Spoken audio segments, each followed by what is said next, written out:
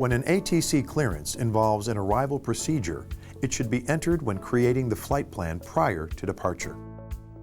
To enter a star, approach, or landing runway, access the landing window. The cursor will default to the Runway Approach Star button in the Star Landing tab. Push Enter and the Arrival tab will be shown.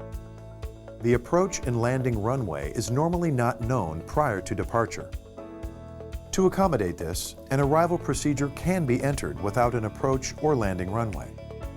Select the arrival and transition if applicable. Insert the changes and activate the flight plan.